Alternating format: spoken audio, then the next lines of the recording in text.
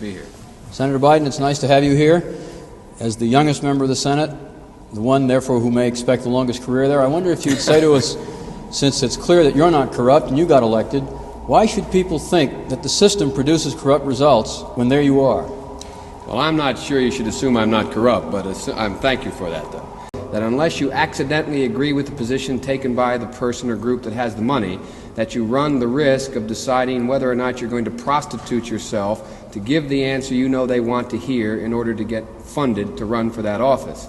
Well, you know, we were told that we politicians, as the young kids say, rip off the American public. I think the American public, in a way, rips off we politicians by forcing us to run the way they do. To raise $300,000 is no mean feat. And unless you happen to be some sort of anomaly, like myself, being a 29-year-old candidate and can attract some attention beyond your own state, it's very difficult to raise that money from a large group of people properly.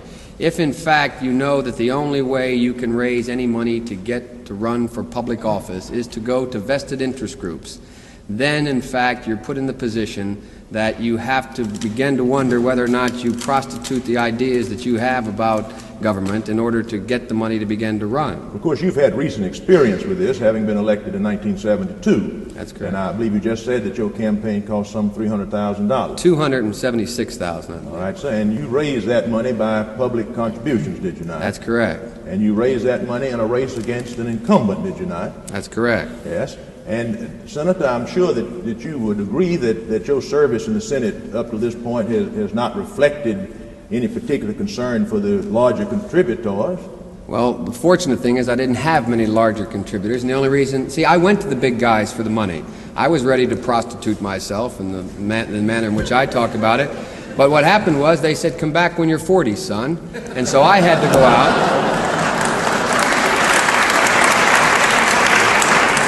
So I had to go to a number of small contributors.